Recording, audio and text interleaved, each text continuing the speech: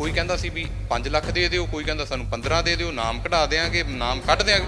ਮੈਂ ਕਿਹਾ ਦੇਖੋ ਮੈਨੂੰ ਤੁਸੀਂ ਕਰ ਲਿਆ, ਹੁਣ 1 ਰੁਪਿਆ ਤੁਸੀਂ ਦਿੱਤਾ, ਫਿਰ ਮੇਰੀਆਂ ਲੱਤਾਂ ਦੀ ਜਾਨ ਦਾ ਨਹੀਂ ਨਾ ਪਤਾ ਲੱਗੂਗਾ।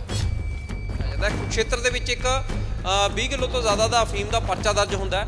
ਉਹਦੇ ਵਿੱਚ ਸਪਲਾਇਰ ਜ਼ਾਹਿਰ ਦੀ ਗੱਲ ਹੈ ਕਿ ਜਿਹੜਾ ਲਿਆਉਂਦਾ ਹੋਇਆ ਫੜਿਆ ਗਿਆ ਉਹ ਤਾਂ ਫੜ ਹੀ ਗਿਆ, ਪਰ ਕਿਹਨੇ ਫਾਈਨੈਂਸ ਕਰੀ, ਕੌਣ ਉਹਦੇ 'ਚ ਹੋਰ ਲੋਕ ਸ਼ਾਮਲ ਸੀ, ਇਸੇ ਦੇ ਚੱਲਦੇ ਇੱਕ ਖਰੜ ਦੇ ਸ਼ਖਸ ਨੂੰ ਜਿਹੜਾ ਕਿ ਗ੍ਰਿਫਤਾਰ ਕਰਾਇਆ ਜਾਂਦਾ ਹੈ। ਇਹ ਐਡੀ ਲਾਰਜ ਕੁਆਂਟੀਟੀ ਦੀ ਅਫੀਮ ਲਿਆਉਣ ਵਾਸਤੇ ਜਿਹਦੀ ਬੇਲ ਹੋਈ ਹੈ ਜੁਝਾਰ ਸਿੰਘ ਪੀਰ ਸੁਹਾਣੇ ਦੇ ਰਹਿਣ ਵਾਲਾ, ਕਿ ਉਹਨੇ ਮੈਨੂੰ ਫਾਈਨਾਂਸ ਕੀਤਾ 2,74,75,000 ਰੁਪਇਆ ਉਹਨੇ ਪੈਸੇ ਦਿੱਤੇ ਆ, ਅਲੱਗ-ਅਲੱਗ ਬੰਦਿਆਂ ਨੇ ਦਿੱਤੇ ਆ। ਤੇ ਇੱਕ ਸੈਕਸ਼ਨ ਹੈ 27A NDPS ਦੇ ਵਿੱਚ, ਔਰ ਉਹ ਹੈ ਫਾਈਨਾਂਸ ਕਰਨ ਵਾਲਾ ਦੇ ਵਾਸਤੇ ਸਜ਼ਾ। ਉਹ ਜਿਹੜਾ ਸੈਕਸ਼ਨ ਹੈ ਮੈਂ ਉਹ ਕਲੀਅਰ ਕਰਦਾ। ਉਹ ਕਹਿੰਦਾ ਵੀ ਕੋਈ ਵੀ ਬੰਦਾ ਫਾਈਨਾਂਸ ਕਰਦਾ NDPS ਦੇ ਲਈ, ਕਿੰਨੀ ਕੁਆਂਟੀਟੀ ਲੈਣ ਵਾਸਤੇ ਫਾਈਨਾਂਸ ਕਰਦਾ, ਇਹ ਮਿਸਿੰਗ ਆ ਉਹਦੇ 'ਚ। ਅੱਛਾ, ਵੀ ਘੱਟ ਹੈ ਜਾਂ ਵੱਧ ਹੈ? ਇਸ ਕਰਕੇ ਜਿਹੜੇ 'ਚ 27A ਲੱਗ ਜਾਏ ਉਹ ਬੇਲ ਜਰਨਲੀ ਹੁੰਦੀ ਨਹੀਂ ਉਹਦੀ। ਫਾਈਨਾਂਸਿੰਗ ਦੇ ਵਿੱਚ ਜਿਹੜਾ ਐਵੀਡੈਂਟਰੀ ਵੈਲਿਊ ਜਿਹੜੀ ਹੈ ਉਹ ਸਟੇਟਮੈਂਟ ਦੀ, ਜਿਹੜੀ during the custody of police ਲਈ ਗਈ ਹੈ without any kind of evidence, ਨਾ ਤਾਂ ਕੋਈ ਰਿਕਵਰੀ ਹੋਈ ਹੈ, ਹੇਅਰਸੇ ਹੈ, ਨਾ ਕੋਈ ਬੈਂਕ ਟ੍ਰਾਂਜੈਕਸ਼ਨ ਹੈ।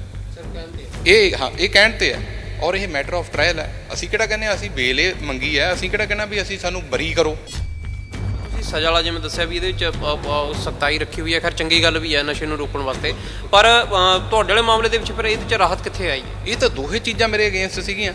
ਕਿਉਂ ਰੀਆ ਚੱਕਰਵਰਤੀ 'ਚ ਬੇਸ਼ੱਕ ਇਹ ਕਹਿਤਾ ਸੀ ਵੀ ਕੁਆਂਟੀਟੀ ਦੇ ਅਕੋਰਡਿੰਗਲੀ, ਜੇ ਕਿਸੇ ਨੇ ਮੰਨ ਲਓ ਕਿਸੇ ਨੂੰ ਨਸ਼ਾ ਖਰੀਦਣ ਵਾਸਤੇ 200 ਰੁਪਇਆ ਦਿੱਤਾ ਔਰ ਉਹਨੇ ਸਮਾਲ ਕੁਆਂਟੀਟੀ ਲਈ ਹੈ ਤਾਂ ਉਹਨੂੰ ਬੇਲ ਮਿਲੂਗੀ, ਕਿਉਂਕਿ ਸਮਾਲ ਕੁਆਂਟੀਟੀ ਵਾਲਿਆਂ ਨੂੰ ਤਾਂ ਬੇਲ ਮਿਲ ਜਾਣੀ ਹੈ। ਸਟੇਟ ਨੇ ਬੜਾ ਡਿਟੇਲ ਦੇ ਵਿੱਚ ਅਪੋਜ਼ ਕੀਤਾ ਸੀ ਬੇਲ ਨੂੰ ਕਿ ਸੈਕਸ਼ਨ 27A ਦੇ ਵਿੱਚ ਨਾ ਸਮਾਲ, ਨਾ ਮੋਡਰੇਟ, ਨਾ ਕਮਰਸ਼ੀਅਲ ਕੁਆਂਟੀਟੀ ਦੀ ਤਾਂ ਗੱਲੇ ਨਹੀਂ ਕਰਦਾ 27A। ਤੁਸੀਂ ਪੜ੍ਹੋਗੇ ਤਾਂ ਵੀ ਨਹੀਂ ਕਰਦਾ।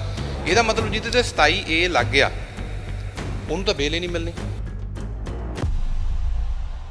ਸਤਿ ਸ਼੍ਰੀ ਅਕਾਲ। ਨਸ਼ੇ ਨੂੰ ਲੈ ਕੇ ਕਿਸ ਤਰ੍ਹਾਂ ਨਾਲ ਸਖਤੀ ਵਧੀ ਹੋਈ ਆ ਇਹ ਸਭ ਦੇ ਸਾਹਮਣੇ ਆ, ਤੇ ਦੂਜੇ ਪਾਸੇ ਦੇਖਿਆ ਜਾਵੇ ਤਾਂ ਜਿਹੜੇ ਨਸ਼ੇ ਨੂੰ ਲੈ ਕੇ ਪਰਚੇ ਦਰਜ ਹੁੰਦੇ ਨੇ ਉਦੋਂ ਬਾਅਦ ਦੇ ਵਿੱਚ ਉਹਦੇ 'ਚ ਕਈ ਕਲੌ ਖੁੱਲ ਜਾਂਦੇ ਨੇ। ਅੱਗੇ ਕੋਈ ਲਿਆਉਣ ਵਾਲਾ, ਕੋਈ ਸਪਲਾਇਰ, ਕੋਈ ਪੈਸਾ ਦੇਣ ਵਾਲਾ। ਪੁਲਿਸ ਦੀ ਜਦੋਂ ਅਸੀਂ ਪੜ੍ਹਦੇ ਹੁੰਦੇ FIR ਤਾਂ ਇੱਕ ਚੰਗੀ ਸੋਹਣੀ ਇੱਕ ਸਕ੍ਰਿਪਟ ਹੁੰਦੀ ਹੈ ਜਿਸ 'ਚ ਸਾਰੇ ਕਿਰਦਾਰ ਦਿਖਾਉਂਦੇ ਨੇ, ਪਰ ਇੱਕ ਮਾਮਲਾ ਤੁਹਾਨੂੰ ਅਜਿਹਾ ਵੀ ਦਿਖਾਉਂਦੇ ਆ ਜਿਹਦੇ ਵਿੱਚ ਜੇ ਕਿਹਾ ਜਾਵੇ ਕਿ ਕਿਉਂਕਿ ਆਮ ਤਾਂ NDPC ਐਕਟ ਦਾ ਜਦੋਂ ਪਰਚਾ ਦਰਜ ਹੁੰਦਾ 6 ਮਹੀਨੇ ਤੱਕ ਕਹਿੰਦੇ ਹੁੰਦੇ ਨੇ ਸੁਣਵਾਈ ਨਹੀਂ ਹੁੰਦੀ, ਖੈਰ ਚੱਲਦੀ ਰਹਿੰਦੀ ਹੁੰਦੀ ਹੈ, ਪਰ ਉਹਦੇ ਵਿੱਚ ਰਾਹਤ ਨਹੀਂ ਕੋਈ ਮਿਲਦੀ ਹੁੰਦੀ ਕਿਸੇ ਵੀ ਤਰ੍ਹਾਂ ਦੀ, ਜੇ ਮਿਲਣੀ ਚਾਹੀਦੀ ਵੀ ਹੋਵੇ।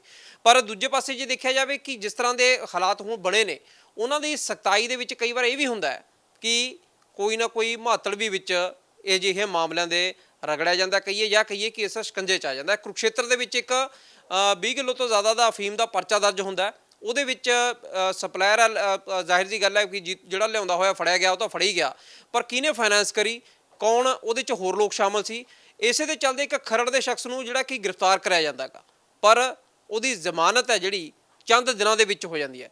ਪਹਿਲਾਂ ਤਾਂ ਇਹ ਮੁਮਕਿਨ ਕਿਵੇਂ ਹੋਇਆ, ਦੂਜਾ ਇਹ ਕਿ ਉਹਦਾ ਰੋਲ ਕਿੱਡਾ ਵੱਡਾ ਸੀ, ਤੇ ਨਾਲ ਜਿਹੜੇ ਉਹਦੇ 'ਤੇ ਧਾਰਾਵਾਂ ਲੱਗੀਆਂ ਕੀ ਉਹਨਾਂ ਦੇ ਵਿੱਚ ਪੁਲਿਸ ਕਿਤੇ ਕੋਈ ਹੇਰਾਫੇਰੀ ਵੀ ਕਰ ਜਾਂਦੀ ਹੈ, ਜਾਂ ਫਿਰ ਉਹ ਧਾਰਾਵਾਂ ਦੇ ਜਦੋਂ ਕੋਈ ਬੰਦਾ ਫੜਿਆ ਜਾਂਦਾ ਧਾਰਾਵਾਂ ਦੇ ਵਿੱਚ ਤਾਂ ਕੋਈ ਰਾਹਤ ਨਹੀਂ ਮਿਲਦੀ। ਚੰਨਪਾਲ ਬਾਗੜੀ ਨੇ ਸਾਡੇ ਨਾਲ ਗੱਲ ਕਰਾਂਗੇ। ਬਾਗੜੀ ਸਾਹਿਬ, ਜਿਹੜਾ ਇਹ ਮਾਮਲੇ ਦੀ ਜਿਵੇਂ ਮੈਂ ਦੱਸੀ ਕਿ NDPC ਐਕਟ ਨੂੰ ਲੈ ਕੇ ਜਦ ਗੱਲ ਕਰਦੇ ਹਾਂ ਤਾਂ ਸਖਤੀ ਉਹ ਦਿੰਦੀ ਆ, ਸਜ਼ਾਵਾਂ ਹੁਣ ਤੱਕ ਤੋਂ ਲੈ ਕੇ ਦੇਖੀਏ ਤਾਂ 6 ਮਹੀਨੇ ਕਹਿੰਦੇ ਸੁਣਵਾਈ ਨਹੀਂ ਹੁੰਦੀ। ਆਮ ਤੌਰ 'ਤੇ ਲੋਕ ਜਿਵੇਂ ਕਹੀਏ ਪੰਜਾਬੀ ਜਦੋਂ ਗੱਲ ਕਰਦੇ ਸੁਣਦੇ ਆ। ਇਹ ਮਾਮਲੇ ਦੇ ਵਿੱਚ ਕਿੰਨੀ ਕੁਆਂਟੀਟੀ 'ਚ ਫੜੀ ਗਈ ਸੀ ਅਫੀਮ, ਤੇ ਅੱਗੇ ਦਾ ਫਿਰ ਮਾਮਲਾ ਚੱਲਿਆ ਕਿਵੇਂ? ਜ਼ਮਾਨਤ ਇੰਨੀ ਛੇਤੀ ਬੰਦੇ ਦੀ ਕਿਵੇਂ ਪੋਸੀਬਲ ਹੈ ਵੀ ਹੋ ਸਕਦੀ ਹੈ ਕਿਸੇ ਦੀ? ਦੇਖੋ, ਜਿਹੜੀ ਅਫੀਮ ਸੀ ਇਹਦੇ 'ਚ 20 ਕਿਲੋ 800 ਗ੍ਰਾਮ ਕਮਰਸ਼ੀਅਲ ਕੁਆਂਟੀਟੀ ਹੈ, ਜਿਹੜੀ 16 ਤਰੀਕ ਨੂੰ ਕੁਰੂਕਸ਼ੇਤਰਾ ਪੁਲਿਸ ਨੇ ਮਤਲਬ ਕੈਂਟਰ 'ਚੋਂ ਬਰਾਮਦ ਕੀਤੀ ਸੀ, ਤੇ ਉਸ ਤੋਂ ਬਾਅਦ FIR ਦਰਜ ਹੋਈ, ਤੇ ਜਿਹੜਾ ਬੰਦਾ ਜਿੱਤੋਂ ਬਰਾਮਦ ਹੋਈ ਸੀ ਉਹਦੀ ਜਿਹੜੀ ਸਟੇਟਮੈਂਟ ਸੀਗੀ 18 ਤਰੀਕ ਨੂੰ ਰਿਕਾਰਡ ਹੋਈ, 2 ਦਿਨ ਤੋਂ ਬਾਅਦ ਡਿਊਰਿੰਗ ਪੁਲਿਸ ਕਸਟਡੀ। ਕਿੱਥੋਂ ਲਿਆਇਆ, ਕਿੱਥੇ ਦੇ ਰਿਹਾ ਸੀ, ਕੌਣ ਕਿਹਨੇ ਪੈਸਾ ਦਿੱਤਾ? ਇਟ ਇਜ਼ ਟੂ ਬੀ ਇਨਵੈਸਟੀਗੇਟਡ ਨਾ ਬਾਈ ਪੁਲਿਸ। ਦੈਨ ਹੀ ਡਿਸਕਲੋਜ਼ਡ, ਉਹਨੇ ਡਿਸਕਲੋਜ਼ ਕੀਤਾ ਕਿ ਮੈਨੂੰ ਫਾਈਨਾਂਸ ਕਰਨ ਵਾਲਾ ਇਹ ਐਡੀ ਲਾਰਜ ਕੁਆਂਟੀਟੀ ਦੀ ਅਫੀਮ ਲਿਆਉਣ ਵਾਸਤੇ ਜਿਹਦੀ ਬੇਲ ਹੋਈ ਹੈ ਜੁਝਾਰ ਸਿੰਘ ਪੀਰ ਸੁਹਾਣੇ ਦੇ ਰਹਿਣ ਵਾਲਾ, ਕਿ ਉਹਨੇ ਮੈਨੂੰ ਫਾਈਨਾਂਸ ਕੀਤਾ 2,74,75,000 ਰੁਪਇਆ ਉਹਨੇ ਪੈਸੇ ਦਿੱਤੇ ਆ, ਅਲੱਗ-ਅਲੱਗ ਬੰਦਿਆਂ ਨੇ ਦਿੱਤੇ ਆ। ਤੇ ਇੱਕ ਸੈਕਸ਼ਨ ਹੈ 27A NDPS ਦੇ ਵਿੱਚ, ਔਰ ਉਹ ਹੈ ਫਾਈਨਾਂਸ ਕਰਨ ਵਾਲਾ ਦੇ ਵਾਸਤੇ ਸਜ਼ਾ। ਉਹ ਜਿਹੜਾ ਸੈਕਸ਼ਨ ਹੈ ਮੈਂ ਉਹ ਕਲੀਅਰ ਕਰਦਾ। ਉਹ ਕਹਿੰਦਾ ਵੀ ਕੋਈ ਵੀ ਬੰਦਾ ਫਾਈਨਾਂਸ ਕਰਦਾ NDPS ਦੇ ਲਈ, ਕਿੰਨੀ ਕੁਆਂਟੀਟੀ ਲੈਣ ਵਾਸਤੇ ਫਾਈਨਾਂਸ ਕਰਦਾ ਇਹ ਮਿਸਿੰਗ ਆ ਉਹਦੇ 'ਚ। ਅੱਛਾ, ਵੀ ਘੱਟ ਹੈ ਜਾਂ ਵੱਧ ਹੈ। ਇਸ ਕਰਕੇ ਜਿਹੜੇ 'ਚ 27A ਲੱਗ ਜਾਏ ਉਹ ਬੇਲ ਜਰਨਲੀ ਹੁੰਦੀ ਨਹੀਂ ਉਹਦੀ। ਬਟ ਰੀਆ ਚੱਕਰਵਰਤੀ ਦੇ ਵਿੱਚ ਬੰਬੇ ਹਾਈ ਕੋਰਟ ਨੇ ਇਹ ਹੈਲਡ ਕਰਤਾ ਕਿ ਵੀ ਕੁਆਂਟੀਟੀ ਜ਼ਰੂਰ ਮੈਟਰ ਕਰੂਗੀ, ਵੀ ਜੇ ਉਹਨੇ ਪੈਸੇ ਸਮਾਲ ਕੁਆਂਟੀਟੀ ਲਈ ਦਿੱਤੇ ਆ ਤਾਂ ਉਹਦੇ ਲਈ ਘੱਟ ਮਤਲਬ ਬੇਲ ਦੇ ਪ੍ਰਾਵਧਾਨ ਜ਼ਿਆਦਾ, ਔਰ ਜਿਹਨੇ ਕਮਰਸ਼ੀਅਲ ਲਈ ਦਿੱਤੇ ਆ ਉਹਦੇ ਲਈ ਉਸ ਅਕੋਰਡਿੰਗਲੀ ਜਿਹੜਾ ਪ੍ਰੋਵੀਜ਼ਨ ਹੈ। ਪਰ ਹੁਣ ਇਹ ਕੇਸ ਦੇ ਵਿੱਚ ਜਦੋਂ ਪੂਰਾ ਡੀਟੇਲ ਦੇ ਵਿੱਚ ਮੈਂ ਸਟੱਡੀ ਕੀਤੀ, ਸਾਰੇ ਕੇਸ ਲਾਅ ਦੇਖੇ, ਜਿਹੜੀ ਟ੍ਰਾਂਜੈਕਸ਼ਨ ਸੀਗੀ ਉਹਦਾ ਰਿਕਾਰਡ ਕੀ ਸੀ ਉਹ ਚੈੱਕ ਕੀਤਾ, ਤੇ ਉਹ ਕਹਿੰਦੇ ਆ ਕਿ ਵੀ ਇਹਨੇ ਪੈਸੇ ਸਾਨੂੰ ਖਰੀਦਣ ਵਾਸਤੇ ਕੈਸ਼ ਦਿੱਤਾ ਤੇ ਫਿਰ ਉਹ ਬਾਈ ਹੈਂਡ ਦਿੱਤੇ। ਦੈਨ ਇੱਕ ਰਜੇਸ਼ ਕੁਮਾਰ ਵਾਲੀ ਜੱਜਮੈਂਟ ਹੈ, ਉਸ ਤੋਂ ਬਾਅਦ ਉਹ ਸੁਪਰੀਮ ਕੋਰਟ ਤੱਕ ਜਾ ਕੇ ਫਾਈਨਲ ਹੋਈ। ਜਦੋਂ ਮੈਂ ਉਹਨੂੰ ਲੈਬੋਰੇਟਲੀ ਇਹਦੇ ਨਾਲ ਟੈਲੀ ਕੀਤਾ ਕੇਸ ਨੂੰ, ਤਾਂ ਆਈ made out the case for the ਬੇਲ ਕਿ ਜਿਹੜਾ ਟ੍ਰਾਂਜੈਕਸ਼ਨ ਆਫ ਮਨੀ ਹੈ ਇਹ ਤਾਂ ਹਲੇ ਪ੍ਰੂਵ ਹੋਣਾ ਹੈ ਨਾ, it is the matter of trial. 2 ਦਿਨ ਤੋਂ ਬਾਅਦ ਪੁਲਿਸ ਦੋ ਚੀਜ਼ਾਂ ਜਿਹੜੀਆਂ ਪ੍ਰਾਈਮ ਇਹਦੇ ਵਿੱਚ ਬਣਦੀਆਂ ਨੇ, ਜਿਹੜੀ ਪੁਲਿਸ ਦੀ ਕਸਟਡੀ ਦੇ ਵਿੱਚ ਸਟੇਟਮੈਂਟ ਆ ਹੈਵਿੰਗ ਨੋ ਐਵੀਡੈਂਟਰੀ ਵੈਲਿਊ। ਪੁਲਿਸ ਦੀ ਕਸਟਡੀ ਜਦੋਂ ਜਿਹੜੇ ਬੰਦੇ ਤੋਂ ਫੜੀ ਗਈ ਉਹਦੀ ਪੁਲਿਸ ਕਸਟਡੀ ਦੇ ਵਿੱਚ ਦੀ ਬਿਆਨ ਨੇ ਜਿਹੜੇ ਉਹ ਮਾਇਨੇ ਨਹੀਂ ਰੱਖਦੇ, ਉਹ ਬੰਦਾ ਕੀ ਇਹ ਲਾਅ ਹੈ। ਪੁਲਿਸ ਦੀ ਕਸਟਡੀ ਦੇ ਵਿੱਚ ਰਿਮਾਂਡ ਦੇ ਦੌਰਾਨ until and unless it is corroborated by the recovery or any other evidence, solid evidence, ਜੇ ਹੁਣ ਸਪੋਜ਼ ਉਹ ਦੱਸਦਾ ਇਹ ਬੰਦਾ ਵੀ ਆਹ ਕੁਛ ਇਹਦੇ ਕੋਲ ਪਿਆ ਜਾਂ ਇਹ ਰਿਹਾ, ਉਹਦੀ ਰਿਕਵਰੀ ਇਹਦੇ ਕੋਲੋਂ ਹੋ ਜਾਂਦੀ, ਫਿਰ ਉਹਦੀ ਵੈਲਿਊ ਹੈ। ਬਟ ਹੇਅਰ ਸੇ ਵੀ ਪੁਲਿਸ ਕੁਛ ਵੀ ਲਿਖਵਾ ਲੇ। ਹੁਣ ਇਹ ਕੇਸ ਦੇ ਵਿੱਚ ਕਈ ਹੋਰ ਬੰਦੇ ਇਨਵੋਲਵ ਕੀਤੇ ਉਹਦੀ ਸਪਲੀਮੈਂਟਰੀ ਸਟੇਟਮੈਂਟ ਦੇ ਵਿੱਚ, ਜਿਨ੍ਹਾਂ ਨੂੰ 27A ਦੇ ਵਿੱਚ 29 ਲਾ ਕੇ ਸੈਕਸ਼ਨ ਇਹਨਾਂ ਨੇ ਚੁੱਕਿਆ ਘਰੋਂ। ਹੁਣ ਜਿਹਦੇ ਤੇ ਮੇਨ ਕੁਆਂਟੀਟੀ ਸੀ ਕਮਰਸ਼ੀਅਲ, ਹੁਣ ਕਮਰਸ਼ੀਅਲ ਕੁਆਂਟੀਟੀ ਤਾਂ ਵੇਲ ਨਹੀਂ ਹੈ ਕਿਉਂਕਿ ਸੈਕਸ਼ਨ 37 ਦੇ ਰਿਗਰਸ ਅਪਲਾਈ ਕਰਦੇ ਆ। ਇਸ ਕੇਸ ਦੇ ਵਿੱਚ ਕੈਟਾਗਰੀਕਲੀ ਕੇਸ ਜਦੋਂ ਮੈਂ ਮੇਡ ਆਊਟ ਕੀਤਾ ਤੇ ਦੇਖਿਆ ਵੀ ਕੋਈ ਟ੍ਰਾਂਜੈਕਸ਼ਨ ਜਿਹੜੀ ਹੈ ਉਹ ਬੈਂਕ ਟ੍ਰਾਂਜੈਕਸ਼ਨ ਨਹੀਂ ਹੈ, ਹੇਅਰ ਸੇ ਐਵੀਡੈਂਸ ਹੈ, ਔਰ ਜਿਹੜਾ ਸਟੇਟਮੈਂਟ ਆ ਉਹ ਡਿਊਰਿੰਗ ਕਸਟਡੀ ਹੈ। ਤਾਂ ਮੈਂ ਮਤਲਬ ਇਹਦੇ ਵਿੱਚ 20 ਤੇ 30 ਜਜਮੈਂਟਾਂ ਕੇਸ ਲਾਅ ਸਾਈਟ ਕੀਤੇ ਸਾਡੀ ਹਾਈ ਕੋਰਟ ਦੇ, ਸੁਪਰੀਮ ਕੋਰਟ ਦੇ, ਫਰੋਮ ਦੀ ਵੈਰੀ ਇਨਸੈਪਸ਼ਨ, ਔਰ ਕੋਰਟ ਨੇ ਐਗਰੀ ਕਰਦੇ ਹੋਏ ਪਹਿਲਾਂ ਸੈਸ਼ਨ ਦੇ ਲੱਗਦੀ ਹੈ ਬੇਲ, ਉੱਥੋਂ ਡਿਸਮਿਸ ਹੋਈ, ਫਿਰ ਹਾਈ ਕੋਰਟ ਲਾਈ। ਹਾਈ ਕੋਰਟ ਪਹਿਲੀ ਹੀਅਰਿੰਗ ਦੇ ਵਿਦਿਨ 30 ਡੇਜ਼, 18 ਦੀ ਅਰੈਸਟ ਸੀ, 21 ਨੂੰ ਅਸੀਂ ਮਤਲਬ 32 ਦਿਨਾਂ ਦੇ ਵਿੱਚ ਜਿਹੜੀ ਬੇਲ ਹੈ, ਇਸ ਗੱਲ ਨੂੰ ਪ੍ਰੂਵ ਕਰਦੀ ਹੈ ਕਿ ਪੁਲਿਸ, ਅਸੀਂ ਨਹੀਂ ਕਹਿੰਦੇ ਵੀ ਜਿਹੜਾ ਨਾਰਕੋਟਿਕਸ ਦਾ ਧੰਦਾ ਵਧੇ ਫੈਲੇ, ਵੀ ਆਰ ਨਾਟ ਫਾਰ ਦੀ ਦੇਟ, ਪਰ ਜਿੱਥੇ ਕੋਰਟ ਦਾ ਔਰ ਕਾਨੂੰਨ ਦਾ ਪੁਲਿਸ ਖਿਲਵਾੜ ਕਰਕੇ ਕਿਸੇ ਨੂੰ ਪਰੇਸ਼ਾਨ ਕਰੂਗੀ ਤਾਂ ਵਕੀਲ ਹੈਗੇ ਨੇ ਉਹਨੂੰ ਰੋਕਣ ਲਈ ਨਾ। ਪਰ ਬਗਲੇ ਸਾਹਿਬ ਦੇਖਿਆ ਜਾਵੇ ਜਦੋਂ ਨਸ਼ੇ ਦੇ ਜਿਹੜੇ ਹੁਣ ਤੱਕ ਦੇ ਹਾਈਲਾਈਟਡ ਮਾਮਲੇ ਦੇਖਦੇ ਆ, ਵੈਸੇ ਤਾਂ ਬਹੁਤ ਨੇਗੇ, ਪਰ ਜਿਵੇਂ ਸੁਸ਼ਾਂਤ ਰਾਜਪੂਤ ਦੇ ਮਾਮਲੇ 'ਚ ਦੇਖਿਆ ਸੀ ਕਿ ਵੀ ਥੋੜੀ ਜਿਹੜੇ NDPC ਐਕਟ ਦੇ ਦਾਇਰੇ ਦੇ ਵਿੱਚ ਆਉਂਦੇ ਸੀ, ਜਾਂ ਕਹੀਏ ਕਿ ਜਿਹੜੇ ਥੋੜੇ ਨਸ਼ੇ ਵਾਲੇ ਸੀਗੇ ਉਹ ਵੀ ਬੰਦੇ ਬਹੁਤ ਪੁਲਿਸ ਨੇ ਤਲਬ ਕਰੇ ਸੀਗੇ, ਉਹਦਾ ਵੀ ਜ਼ਿਕਰ ਕਿਤੇ ਹੋਇਆ ਇਸ ਪੂਰੇ ਮਾਮਲੇ 'ਤੇ? ਯੈਸ, ਮੈਂ ਇਹ ਸਾਈਟ ਕੀਤੀ ਸੀ ਕਿਉਂਕਿ ਰੀਆ ਚੱਕਰਵਰਤੀ ਦੇ ਵਿੱਚ ਇਹ ਹੈਲਡ ਹੋਇਆ ਸੀ, ਐਲੈਬੋਰੇਟਡ ਜਜਮੈਂਟ ਆ running in so many pages where separate heads has been. ਰਾਹਤ ਮਿਲੀ ਸੀ ਲੋਕਾਂ ਨੂੰ? Yes, of course, court has interpreted the law. Even ਇੱਕ ਤ੍ਰਿਪੁਰਾ ਹਾਈ ਕੋਰਟ ਦੀ ਜਜਮੈਂਟ ਵੀ ਮੈਂ ਸਾਈਟ ਕੀਤੀ ਸੀ, ਜਿੱਥੇ ਕੋਰਟ ਨੇ ਇੱਥੋਂ ਤੱਕ ਕਹਿਤਾ ਸੀ ਕਿ ਜਿਹੜਾ ਇਹਦੇ 'ਚ ਲਕੂਨਾ ਹੈ, ਜਦੋਂ ਐਕਟ ਕੌਣ ਬਣਾਉਂਦਾ ਹੈ? ਪਾਰਲੀਮੈਂਟ। ਵੀ ਪਾਰਲੀਮੈਂਟ ਨੇ ਜਦੋਂ 27A ਦੇ ਵਿੱਚ ਕੋਈ ਅਮੈਂਡ ਨਹੀਂ ਕੀਤਾ, ਉਹਦੇ ਵਿੱਚ ਇਲਿਸਿਟ ਟ੍ਰੈਫਿਕ ਦੀ ਗੱਲ ਕਰਦਾ ਹੈ, ਡੈਫੀਨੇਸ਼ਨ ਹੈ 218 ਦੀ ਤੇ 8A ਦੀ 8B ਦੀ, ਉੱਥੇ ਵੀ ਪੁਲਿਸ ਕੋਰਟ ਨੇ ਕਿਹਾ ਸੀ। ਉਸ ਤੋਂ ਬਾਅਦ ਸੈਂਟਰਲ ਗਵਰਨਮੈਂਟ ਦਾ ਨੋਟੀਫਿਕੇਸ਼ਨ ਆਇਆ ਈਵਨ ਕਿ ਕਲੈਰੀਫਿਕੇਸ਼ਨ ਦੇਣ ਵਾਸਤੇ। ਹੁਣ ਰੀਆ ਚੱਕਰਵਰਤੀ ਦੇ ਵਿੱਚ ਵੀ ਸਟੇਟ ਨੇ ਬੜਾ ਡਿਟੇਲ ਦੇ ਵਿੱਚ ਅਪੋਜ਼ ਕੀਤਾ ਸੀ ਬੇਲ ਨੂੰ ਕਿ ਸੈਕਸ਼ਨ 27A ਦੇ ਵਿੱਚ ਨਾ ਸਮਾਲ, ਨਾ ਮੋਡਰੇਟ, ਨਾ ਕਮਰਸ਼ੀਅਲ ਕੁਆਂਟੀਟੀ ਦੀ ਤਾਂ ਗੱਲੇ ਨਹੀਂ ਕਰਦਾ 27A। ਤੁਸੀਂ ਪੜ੍ਹੋਗੇ ਤਾਂ ਵੀ ਨਹੀਂ ਕਰਦਾ। ਇਹਦਾ ਮਤਲਬ ਜਿਹਦੇ ਤੇ 27A ਲੱਗ ਗਿਆ ਉਹਨੂੰ ਤਾਂ ਬੇਲ ਹੀ ਨਹੀਂ ਮਿਲਣੀ। ਜਿਹਦੇ 27A ਲੱਗ ਗਿਆ, ਫਾਈਨਾਂਸਿੰਗ ਨੂੰ ਕਈ ਕੋਰਟਾਂ 'ਚ ਕਿਹਾ ਵੀ ਮਤਲਬ ਤੁਸੀਂ ਦੇਖੋਗੇ ਇਹਦੇ ਵਿੱਚ ਇਹ ਮਤਲਬ ਸਜ਼ਾ ਦਾ ਜਿਹੜੀ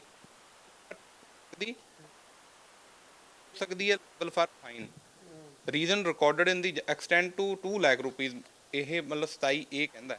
ਇਹਦੇ ਵਿੱਚ ਤੁਸੀਂ ਦੇਖੋਗੇ ਨਾ ਸਮਾਲ ਕੁਆਂਟੀਟੀ ਵਾਸਤੇ ਫਾਈਨਾਂਸ, 2 ਪਾਰਟ ਨੇ ਇਹਦੇ, ਇੱਕ ਫਾਈਨਾਂਸ ਕਰਨਾ, ਇੱਕ ਬੰਦੇ ਨੂੰ ਜਿਹਨੇ ਕੋਈ ਇਹੋ ਜਿਹਾ ਕੀਤਾ ਉਹਨੂੰ ਹਾਰਬਰ ਕਰਨਾ, ਮਤਲਬ ਉਹਨੂੰ ਰਹਿਣ ਬਸੇਰਾ ਦੇਣਾ। ਦੋਹੇ ਬੰਦੇ ਉਹਦੇ ਲਈ ਪਨਿਸ਼ੇਬਲ ਨੇ। ਇਹ ਤੁਹਾਨੂੰ ਮੈਂ ਇਹਦੇ ਮਤਲਬ ਪੁਲਿਸ ਲਗਾ ਸਕਦੀ ਹੈ ਸੈਕਸ਼ਨ, ਜੇ ਕਿਸੇ ਨੇ ਫਾਈਨਾਂਸ ਕੀਤਾ ਜਾਂ ਕਿਸੇ ਨੂੰ ਸ਼ੈਲਟਰ ਦਿੱਤਾ, ਕਿਸੇ ਨੂੰ ਰਹਿਣ ਬਸੇਰਾ ਦਿੱਤਾ, ਜਿਹੜਾ ਬੰਦਾ ਇਸ ਨਾਰਕੋਟਿਕਸ ਦੇ ਵਿੱਚ ਡੀਲ ਕਰਦਾ ਹੈ, ਇਹ ਦੋਹਾਂ ਵਾਸਤੇ ਸਜ਼ਾ ਹੈ। ਇਹਦੇ ਚ ਚਲੋ ਇਹ ਤਾਂ ਆ ਗਿਆ ਵੀ ਜਿਹੜਾ ਤੁਸੀਂ ਸਜ਼ਾ ਵਾਲਾ ਜਿਵੇਂ ਦੱਸਿਆ ਵੀ ਇਹਦੇ ਵਿੱਚ ਸਖਤਾਈ ਰੱਖੀ ਹੋਈ ਹੈ, ਖੈਰ ਚੰਗੀ ਗੱਲ ਵੀ ਹੈ ਨਸ਼ੇ ਨੂੰ ਰੋਕਣ ਵਾਸਤੇ, ਪਰ ਤੁਹਾਡੇ ਵਾਲੇ ਮਾਮਲੇ ਦੇ ਵਿੱਚ ਫਿਰ ਇਹਦੇ ਚ ਰਾਹਤ ਕਿੱਥੇ ਆਈ ਹੈ? ਇਹ ਤਾਂ ਦੋਹੇ ਚੀਜ਼ਾਂ ਮੇਰੇ ਅਗੇਂਸਟ ਸੀਗੀਆਂ। ਕਿਉਂ ਰੀਆ ਚੱਕਰਵਰਤੀ ਚ ਬੇਸ਼ੱਕ ਇਹ ਕਹਿਤਾ ਸੀ ਵੀ ਕੁਆਂਟੀਟੀ ਦੇ ਅਕੋਰਡਿੰਗਲੀ ਜੇ ਕਿਸੇ ਨੇ ਮੰਨ ਲਓ ਕਿਸੇ ਨੂੰ ਨਸ਼ਾ ਖਰੀਦਣ ਵਾਸਤੇ 200 ਰੁਪਇਆ ਦਿੱਤਾ ਔਰ ਉਹਨੇ ਸਮਾਲ ਕੁਆਂਟੀਟੀ ਲਈ ਹੈ ਤਾਂ ਉਹਨੂੰ ਬੇਲ ਮਿਲੂਗੀ, ਕਿਉਂਕਿ ਸਮਾਲ ਕੁਆਂਟੀਟੀ ਵਾਲਿਆਂ ਨੂੰ ਤਾਂ ਬੇਲ ਮਿਲ ਜਾਣੀ ਹੈ। ਜੇ ਇਹ ਸੈਕਸ਼ਨ ਨੂੰ ਇਕੱਲੇ ਨੂੰ ਪੜ੍ਹੀਏ ਜਿਹਤੇ 27A ਲੱਗ ਉਹਨੂੰ ਬੇਲ ਨਹੀਂ ਮਿਲਣੀ। ਪਰ ਇਹ ਮੇਰੇ ਅਗੇਂਸਟ ਦੋਹੇ ਚੀਜ਼ਾਂ ਸੀਗੀਆਂ। ਇੱਕ ਮੇਰੇ ਅਗੇਂਸਟ 27A ਸੀ ਫਾਈਨਾਂਸ ਕਰਨ ਦਾ, ਕਾਹਦੇ ਵਾਸਤੇ? ਕਮਰਸ਼ੀਅਲ ਕੁਆਂਟੀਟੀ ਦਾ ਕਰਨ ਵਾਸਤੇ। ਸੋ ਦੋ ਲਾਅ ਜਿਹੜੇ ਕੈਟਾਗਰੀਕਲੀ ਦੋ ਲਾਅ ਮਤਲਬ 2 ਪੁਆਇੰਟ ਲਾਅ ਉਹਦੇ ਤੇ ਡਿਫਰੈਂਟ ਜਜਮੈਂਟਸ ਮੈਂ ਸਾਈਟ ਕੀਤੀਆਂ ਸੀ। ਇਹ ਜਜਮੈਂਟਸ ਨੇ ਸਾਰੀਆਂ ਜਿਹੜੀਆਂ ਇਹਦੇ 'ਚ ਐਲੈਬੋਰੇਟਲੀ ਹਾਈ ਕੋਰਟ ਨੇ ਕੰਸੀਡਰ ਕੀਤੀਆਂ, ਜਿਹਦੇ 'ਚ ਇਹ ਹੈ ਕਿ ਵੀ ਮਤਲਬ ਇੱਕ ਸਪੌਟ ਤੇ ਦੇਖੋ ਕੌਨਸ਼ੀਅਸ ਪੋਜੈਸ਼ਨ ਨਾਰਕੋਟਿਕਸ ਦਾ ਹੋਣਾ ਬਹੁਤ ਜ਼ਰੂਰੀ ਹੈ। ਮਤਲਬ ਕੌਨਸ਼ੀਅਸ ਪੋਜੈਸ਼ਨ ਜਿਵੇਂ ਤੁਹਾਡਾ ਘਰ ਹੈ, ਪਿੰਡਾਂ ਦੇ ਵਿੱਚ ਘਰ ਹੈ, ਰਹਿਣ ਵਾਲਾ ਹੋਰ ਹੈ, ਉਹ ਤੋਂ ਦੂਰ ਹਟ ਕੇ ਬਾੜਾ ਹੈ ਕਿਸੇ ਦਾ, ਡੰਗਰਾਂ ਵਾਲਾ ਬਾੜਾ। ਜੇ ਹੁਣ ਕੌਨਸ਼ੀਅਸ ਪੋਜੈਸ਼ਨ 'ਚੋਂ ਨਾਰਕੋਟਿਕਸ ਦੀ ਰਿਕਵਰੀ ਹੋਣੀ ਜ਼ਰੂਰੀ ਹੈਗੀ ਹੈ। ਕੌਨਸ਼ੀਅਸ ਪੋਜੈਸ਼ਨ ਵੀ ਤੁਹਾਨੂੰ ਪਤਾ ਤੁਹਾਡੇ ਅਲਮੀਰਾ 'ਚ ਪਿਆ, ਇਹਦਾ ਮਤਲਬ you are the king pin behind the same. ਐਦਾਂ ਹੀ ਜੇ ਜਿੱਥੇ ਤੁਸੀਂ ਨਹੀਂ ਜਾਂਦੇ ਜਾਂ ਡੰਗਰਾਂ ਵਾਲਾ ਬਾੜਾ ਖੁੱਲ੍ਹਾ ਪਿਆ, ਉੱਥੇ ਕਿਸੇ ਹੋਰ ਨੇ ਵੀ ਤਾਂ ਛਪਾਉਣ ਦੇ ਚਾਂਸਸ ਹੋ ਸਕਦੇ ਆ। ਯੈਸ, ਹੁਣ ਨਾਓ ਐਦਾਂ ਹੀ ਸੇਮ ਆ ਜਾਓ ਤੁਸੀਂ ਫਾਈਨਾਂਸਿੰਗ ਦੇ ਵਿੱਚ। ਫਾਈਨਾਂਸਿੰਗ ਦੇ ਵਿੱਚ ਜਿਹੜਾ ਐਵੀਡੈਂਟਰੀ ਵੈਲਿਊ ਜਿਹੜੀ ਹੈ ਉਹ ਸਟੇਟਮੈਂਟ ਦੀ ਜਿਹੜੀ during the custody of police ਲਈ ਗਈ ਹੈ without any kind of evidence, ਨਾ ਤਾਂ ਕੋਈ ਰਿਕਵਰੀ ਹੋਈ ਹੈ, ਹੇਅਰ ਸੇ ਹੈ, ਨਾ ਕੋਈ ਬੈਂਕ ਟ੍ਰਾਂਜੈਕਸ਼ਨ ਹੈ। ਇਹ ਹਾਂ ਇਹ ਕਹਿਣ ਤੇ ਹੈ ਔਰ ਇਹ ਮੈਟਰ ਆਫ ਟ੍ਰਾਇਲ ਹੈ। ਅਸੀਂ ਕਿਹੜਾ ਕਹਿੰਦੇ ਅਸੀਂ ਬੇਲ ਇਹ ਮੰਗੀ ਹੈ, ਅਸੀਂ ਕਿਹੜਾ ਕਹਿਣਾ ਵੀ ਅਸੀਂ ਸਾਨੂੰ ਬਰੀ ਕਰੋ। ਬਰੀ ਤਾਂ ਟ੍ਰਾਇਲ ਕੋਰਟ ਨੇ ਕਰਨਾ। So bail as a matter of right as per the latest supreme court judgments ਦੀ ਕੋਰਟ ਨੇ ਐਗਰੀ ਕੀਤਾ ਹੈ। ਇਸ ਤਰ੍ਹਾਂ ਦਾ ਜੇ ਕੋਈ ਮਿਲਦਾ ਜੁਲਦਾ ਹੋਰ ਮਾਮਲਾ ਹੈਗਾ ਤਾਂ ਉਹਦੇ 'ਚ ਹਾਲਾਂਕਿ ਕਹਿ ਸਕਦੇ ਹਾਂ ਵੀ ਹਾਲਾਤ ਕਈ ਵਾਰ ਹੋਰ ਹੁੰਦੇ ਨੇ, ਗੱਲਾਂ ਬਾਤਾਂ ਹੋਰ ਹੁੰਦੀਆਂ ਨੇ, ਪਰ ਜੇਕਰ ਇਸ ਤਰ੍ਹਾਂ ਦੇ ਕੋਈ ਮਿਲਦਾ ਜੁਲਦਾ ਮਾਮਲਾ ਤਾਂ ਉਹਦੇ ਵਿੱਚ ਰਾਹਤ ਮਿਲ ਸਕਦੀ ਹੈਗੀ। ਦੇਖੋ ਮਿਲੀਏ ਤੁਹਾਡੇ ਸਾਹਮਣੇ, ਦੇਖੋ ਇਹ ਤਾਂ ਮਿਹਨਤ ਕਰਨ ਦੇ ਨਾਲ ਹੈ ਵੀ ਤੁਸੀਂ ਕਿੱਦਾਂ ਕੇਸ ਨੂੰ ਮੇਡ ਆਊਟ ਤੇ ਪੁੱਟ ਅਪ ਕਰਦੇ ਹੋ। ਹੁਣ ਇਹਨਾਂ ਨੂੰ ਬਹੁਤ ਪਰੇਸ਼ਾਨੀ ਹੋਈ, ਮੈਨੂੰ ਜਿੰਨੀ ਦੇਰ ਤੱਕ ਬੇਲ ਨਹੀਂ ਹੋਈ। ਇਹਨਾਂ ਦੇ ਬੱਚੇ ਸੀ, ਇਹਨਾਂ ਦੀ ਫੈਮਿਲੀ ਜਿਹੜਾ ਫੈਮਿਲੀ ਨੂੰ ਰਨ ਕਰ ਰਿਹਾ ਉਹ ਬੜੇ ਪਰੇਸ਼ਾਨ ਸੀ। ਕੋਈ ਕਹਿੰਦਾ ਸੀ ਵੀ 5 ਲੱਖ ਦੇ ਦਿਓ, ਕੋਈ ਕਹਿੰਦਾ ਸਾਨੂੰ 15 ਦੇ ਦਿਓ, ਨਾਮ ਕਢਾ ਦਿਆਂਗੇ, ਨਾਮ ਕੱਢ ਦਿਆਂਗੇ। ਉਹਦਾ ਫਾਇਦਾ ਚੱਕ ਲੈਂਦੀ ਹੈ ਵੈਸੇ ਉਹ ਤੁਹਾਡੇ ਸਾਹਮਣੇ ਹੀ ਹੈ। ਇਹ ਤਾਂ ਪਾਰਟ ਬਣਿਆ ਹੋਇਆ, ਕਿਸੇ ਨੂੰ ਇਨਵੋਲਵ ਕਰਨਾ, ਇਨਵੋਲਵ ਕਰਕੇ ਫਾਲਸਲੀ ਇੰਪਲੀਕੇਟ ਕਰਨਾ, ਉਹ ਤੋਂ ਬਾਅਦ ਕਹਿਣਾ ਇੰਪਲੀਕੇਟ ਕਰਨ ਤੋਂ ਬਾਅਦ ਵੀ ਹਾਂ ਤੁਹਾਨੂੰ ਅਸੀਂ ਛੱਡ ਦਿਆਂਗੇ, ਐਵੀਡੈਂਸ ਘਟਾ ਦਿਆਂਗੇ। It's a part of life, ਇਹ ਚੱਲਦਾ। ਜਿਵੇਂ ਯਾਨੀ ਕਿ ਠੀਕ ਉਹੀ ਕਹਾਣੀ ਹੈ ਵੀ ਮੈਂ ਤੈਨੂੰ ਪਾਸ ਕਰਾ ਦੂੰਗਾ ਪਾਸ। ਕਈ ਵਾਰ ਬੰਦਾ ਆਪਦੀ ਮਿਹਨਤ ਨਾਲ ਹੋ ਜਾਂਦਾ, ਉਹ ਕਹਿੰਦਾ ਮੈਂ ਤੈਨੂੰ ਕਰਾਤਾ। ਮੈਂ ਇਹਨਾਂ ਨੂੰ ਕਹਿਤਾ ਸੀ, ਮੈਂ ਕਿਹਾ ਦੇਖੋ ਮੈਨੂੰ ਤੁਸੀਂ ਕਰ ਲਿਆ, ਹੁਣ 1 ਰੁਪਿਆ ਤੁਸੀਂ ਦਿੱਤਾ, ਫਿਰ ਮੇਰੀਆਂ ਲੱਤਾਂ ਦੀ ਜਾਨ ਦਾ ਨਹੀਂ ਨਾ ਪਤਾ ਲੱਗੂਗਾ। ਤੁਹਾਨੂੰ ਤਾਂ ਇਹ ਹੋਣਾ ਵੀ ਮੈਨੂੰ ਕਰ ਲਿਆ, ਆਹ ਫਲਾਣੇ ਨੂੰ ਪੈਸੇ ਦੇ ਕੇ ਬੇਲ ਕਰਾਈ ਹੈ। 1 ਰੁਪਿਆ ਦਿਓ ਨਾ, ਜੇ ਮੈਨੂੰ ਪਤਾ ਚੱਲ ਗਿਆ ਕਿਸੇ ਨੂੰ 1 ਰੁਪਿਆ ਤੁਸੀਂ ਦਿੱਤਾ ਕਿਸੇ ਨੂੰ, ਮੈਂ ਕੇਸ ਨਹੀਂ ਕਰੂੰਗਾ। ਮੇਰੀ ਕੈਲੀਬਰ ਦਾ ਤਾਂ ਉਦੋਂ ਪਤਾ ਲੱਗੂਗਾ ਨਾ ਜਦੋਂ ਮੈਂ ਆਪਣੀਆਂ ਲੱਤਾਂ ਤੇ ਹੋ ਕੇ ਕਰੂੰਗਾ। ਕਿਸੇ ਦੇ ਨਾਮ ਨੂੰ ਪੈਸੇ ਦਬਾਉਣੇ ਉਹ ਫਿਰ ਗੱਲ ਨਹੀਂ ਹੈ। ਕਾਨੂੰਨ 'ਚ ਰਹਿ ਕੇ, ਕਾਨੂੰਨ ਦੇ ਦਾਇਰੇ 'ਚ ਰਹਿ ਕੇ, ਕਾਨੂੰਨ ਦੇ ਅਕੋਰਡਿੰਗਲੀ ਕਵਰ ਕਰਕੇ ਐਜ਼ ਪਰ ਲਾਅ ਅਸੀਂ ਮਤਲਬ ਇਹ ਮੈਂ ਮੈਟਰ ਕੀਤਾ ਹੈ ਐਂਡ ਪਰਮਾਤਮਾ ਦੀ ਦਇਆ ਨਾਲ ਉਹਦਾ ਰਿਜ਼ਲਟ ਸਾਹਮਣੇ ਹੈ। ਬਿਲਕੁਲ ਅੱਗੇ ਨੂੰ ਤਾਂ ਖੈਰ ਇਹਦੇ ਵਿੱਚ ਇੱਕ ਚੀਜ਼ ਸਮਝਣ ਵਾਲੀ ਜ਼ਰੂਰ ਇਹ ਹੈ ਕਿ ਖੈਰ ਜਿਹੜੇ ਜਿਵੇਂ ਆਪਾਂ ਦੇਖੀਏ ਵੀ NDPC ਐਕਟ ਦੇ ਮਾਮਲੇ ਦੇ ਵਿੱਚ ਹੋਣੀਆਂ ਤਾਂ ਸਖਤ ਸਜ਼ਾਵਾਂ ਹੀ ਚਾਹੀਦੀਆਂ ਨੇਗੀਆਂ। ਖੈਰ ਇਹਦੇ ਵਿੱਚ ਜੇ ਕੋਈ ਦੋਸ਼ੀ ਬਾਅਦ ਦੇ ਵਿੱਚ ਨਿਕਲਦਾ ਤਾਂ ਕੋਰਟਾਂ ਦਿੰਦੀਆਂ ਵੀ ਨੇ ਸਖਤ ਸਜ਼ਾਵਾਂ।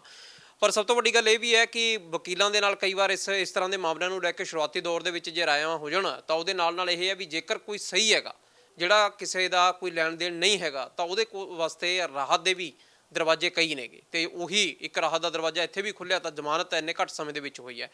ਕੁੱਲ ਮਿਲਾ ਕੇ ਇਹਦਾ ਮਕਸਦ ਇਹ ਸੀਗਾ ਤੁਹਾਨੂੰ ਦਰਸਾਉਣਾ ਕਿ ਜਿਹੜੇ ਸੈਕਸ਼ਨਸ ਬਣੇ ਹੋਏ ਨੇਗੇ ਧਾਰਾਵਾਂ ਦੇ, ਤਾਂ ਉਹਦੇ ਨਾਲ ਇਹ ਵੀ ਹੈ ਕਿ ਜਦੋਂ ਕਿਸੇ ਦੇ ਉੱਤੇ ਪੈਂਦੀ ਹੈ, ਖੈਰ ਕਹਿੰਦੇ ਹੁੰਦੇ ਨੇ ਵੀ ਪਤਾ ਤਾਂ ਉਹਨੂੰ ਹੀ ਹੈ ਜਿਹਤੇ ਬੀਤਦੀ ਆ, ਪਰ ਗੱਲ ਇਹ ਵੀ ਜਦੋਂ ਰਾਹ ਖੁੱਲ੍ਹਦੇ ਹੋਣ ਤਾਂ ਉਸ ਸਮੇਂ ਦੇ ਦੌਰਾਨ ਤੁਹਾਨੂੰ ਸਲਾਹਾਂ ਨੇ ਜਿਹੜੀਆਂ ਉਹ ਜ਼ਰੂਰ ਚੰਗੀਆਂ ਮਿਲਣੀਆਂ ਤੇ ਲੈਣੀਆਂ ਚਾਹੀਦੀਆਂ ਨੇ।